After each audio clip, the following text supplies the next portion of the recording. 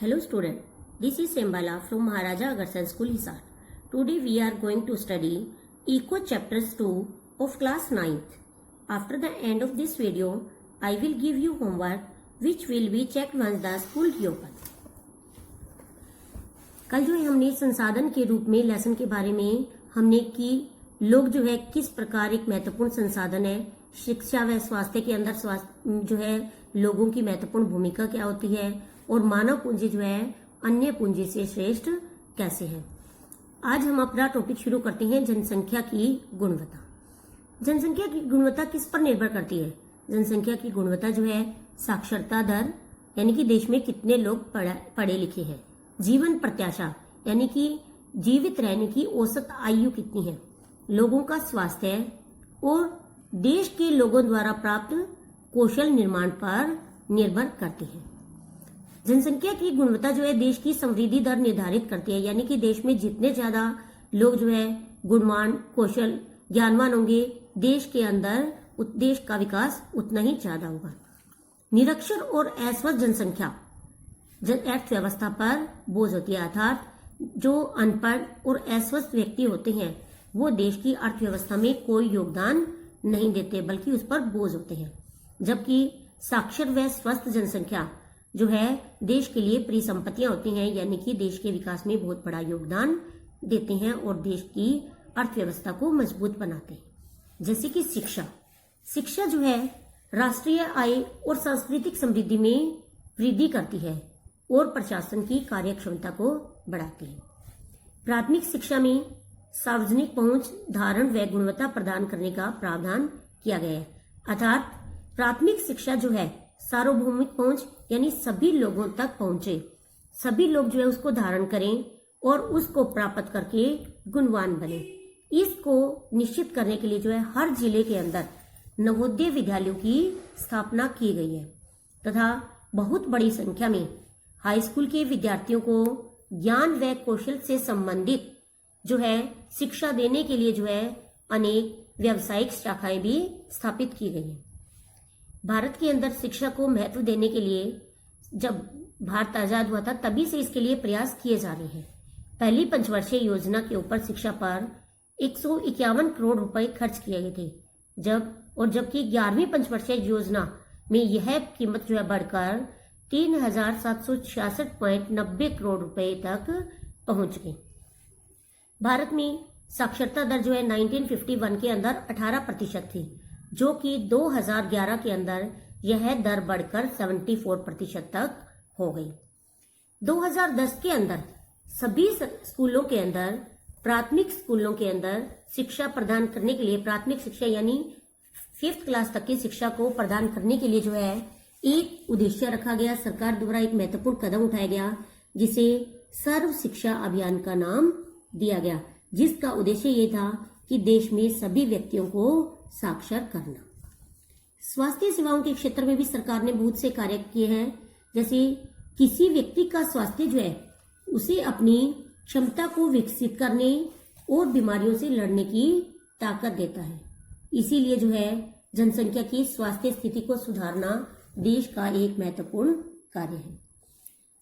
देश के लोगों के स्वास्थ्य को ध्यान में रखते हुए राष्ट्रीय जनसंख्या नीति को 2000 में अपनाया गया था। इस राष्ट्रीय जनसंख्या नीति का मुख्य उद्देश्य क्या था? स्वास्थ्य सेवाओं का विस्तार करना, यानी अधिक से अधिक मात्रा में स्वास्थ्य सेवाएं लोगों को उपलब्ध करवाना। परिवार कल्याण को बढ़ावा देना। परिवार कल्याण को बढ़ावा देने का मतलब कि लोगों को जनसंख्या के प्रति कि छोटा परिवार सुखी परिवार के प्रति जागृत करना। देश के सभी लोगों को पौष्टिक भोजन प्रदान करना, कि सभी लोगों को अगर पौष्टिक भोजन मिलेगा और वो स्वस्थ होंगे तभी देश के विकास में योगदान देंगे।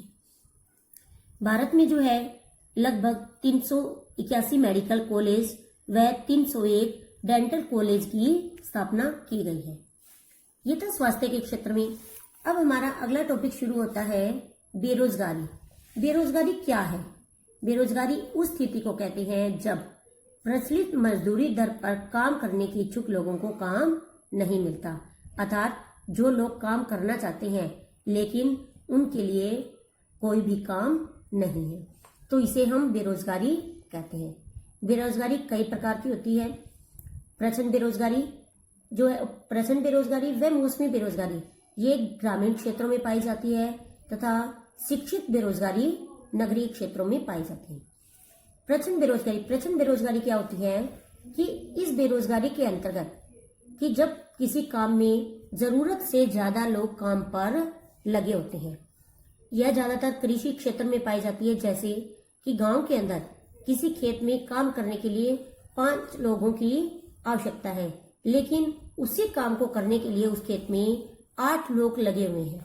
लेकिन यदि उन 3 लोगों को उस काम पर से हटा दिया जाए तो खेत की उत्पादकता पर कोई प्रभाव नहीं पड़ता, कोई कमी नहीं आएगी, बल्कि जो ये 3 अतिरिक्त लोग हैं जो प्रचंड रूप से बेरोजगार होते हैं, अगर इन 3 लोगों को किसी और काम में लगा दिया जाए तो वो अपने परिवार की आय में वृद्धि करते हैं। तो ये 3 अतिरिक्त लोग जो है प्रचंड रूप से बेरोजगार कहलाते हैं। प्रचंड बेरोजगारी को जो है गुप्त बेरोजगारी या छिपी हुई बेरोजगारी भी कहते हैं। नेक्स्ट है मौसमी बेरोजगारी। मौसमी बेरोजगारी जो है ये मौसम के आधार पर होती है। यह बेरोजगारी उस समय होती है जब वर्ष के कुछ महीनों में लोगों को रोजगार नहीं मिल पाता, जैसे कि कृषि क्षेत्र में ज्यादा होती है, क्योंकि कृषि के लिए जब बुआई, कटाई, निराई और गहाई का समय आता है तो लोगों के पास काम होता है, यानी मजदूरों को करने के लिए काम मिल जाता है। लेकिन जब पकने के समय में जो है वो मजदूर बेरोजगार रहते हैं, तो इसे जो है मौसमी बेरोजगारी कहते हैं। इसी तरह जो है मौसमी बेरोजगारी शहरों में भी होती है, जैसे कि कपास के कारखाने हैं, उनके अंदर जो है सर्दी के मौसम में काम होता है, लेकिन बाद में लोगों के पास काम नहीं होता, तो उस समय जो है मजदूर बेरोजगार रहते हैं, तो इसे मौसमी बेरोजगारी कहा जाता है। शिक्षित बेरोजगारी क्या है? शिक्षित बेरोजगारी जब पढ़े लिखे, जैसे कि मैट्रिक, स्नातक, स्नातकोत्तर डिग्रीधारी लोगों को भी जो है, युवकों को बेरोजगार नहीं मिल पाता, वो रोजगार पाने में असमर्थ रहते हैं, तो उन्हें शिक्षित बेरोजगारी कहा जाता है। तो शिक्षित बेरोजगारी जो है वो भारत के लिए एक विशेष समस्या बन चुकी है, क्योंकि लोग जो है, पढ़े लिखे लोग जो है नौकरी की तलाश में दर दर भटकने को मजबूर है, तथा पढ़े लिखे लोग जो है वो अधिक डिग्रीधारी युवक भी जो है छोटे छोटे काम करने के लिए मजबूर हो जाते हैं। तो बेरोजगारी से जो है क्या क्या हानियां होती है कि बेरोजगारी से जनशक्ति संसाधन की भी बर्बादी होती है, अर्थात जो लोग अर्थव्यवस्था की परिसंपत्ति होती है, अर्थात देश की अर्थव्यवस्था में बहुत बड़ा योगदान दे सकते हैं, बेरोजगारी के कारण जो है वो दायित्व में बदल जाते हैं, यानी केवल अपने परिवार तक ही सीमित रह जाते हैं, और ऐसे युवकों के अंदर निराशा की भावना जो है बैठ जाती है। दूसरा, बेरोजगारी से जो है आर्थिक बोझ में भी वृद्धि होती है, अर्थात देश में जो है जो कार्यरत जनसंख्या पर बेरोजगारों की निर्भरता बढ़ती है, यानी कि देश में काम करने वाली जनसंख्या कम और बेरोजगार जब ज्यादा हो जाते हैं तो इससे जो है देश में आर्थिक मंदी आने का भी खतरा बना रहता है। अब जो कि भारत जो है किस क्षेत्र में रोजगार के अवसर सर्जित कर सकता है? भारत जो है अनेक क्षेत्रों में, तीनों ही क्षेत्रों में रोजगार के अवसर सर्जित कर सकता है, यानी कि रोजगार का निर्माण कर सकता है। जैसे कि किसी खेत में पूरा परिवार काम करता है, लेकिन उत्पादन का हिस्सा सबको मिलता है। इस कारण जो है ग्रामीण क्षेत्रों में जो ये बेरोजगारी की समस्या कम होती है, और लेकिन इससे गरीबी कम नहीं होती, क्योंकि प्रत्येक परिवार में जो है जब सभी लोग काम करते हैं और कमाई कम होती है तो उनमें से कुछ एक श्रमिक जो है शहरों की ओर जाते हैं। इस कारण जो है पिछले कुछ सालों से जो है प्रचंड बेरोजगारी के कारण जो है कृषि पर जनसंख्या की निर्भरता कम हुई था। जब एक ही खेत में पहले 5 की जगह 8 लोग लगे रहते थे, वो लोग जो है अब उस काम को छोड़कर शहरों में काम करने के लिए चले गए हैं, जिसके कारण जनसंख्या की निर्भरता, कृषि पर जनसंख्या की निर्भरता कम होने लगी है।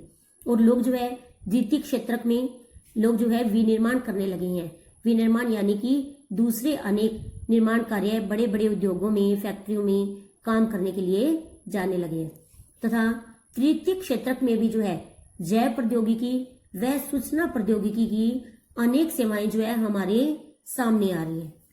अब है कि गांव के अंदर गांव भी जो है देश की अर्थव्यवस्था में बहुत बड़ा योगदान दे सकते हैं। इसे हम एक कहानी के माध्यम से समझते हैं। की कहानी, एक गांव था जिसमें अनेक परिवार रहते थे।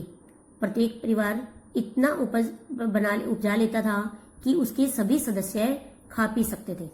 परिवार के सभी सदस्य अपने कपड़े बुनते, बच्चों को पढ़ाते और प्रत्येक परिवार अपनी आवश्यकताएं खुद पूरी कर लेता था। इसमें से एक परिवार ने अपने बेटे को कृषि महाविद्यालय में भेजने का फैसला लिया। लड़के को निकट के कृषि महाविद्यालय में प्रवेश मिला।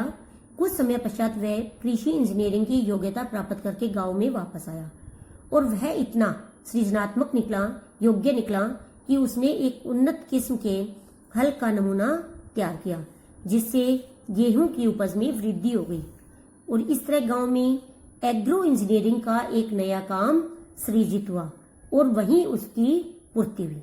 गांव के उस परिवार ने अपनी अधिशेष फसल निकट के गांव में बेच दी।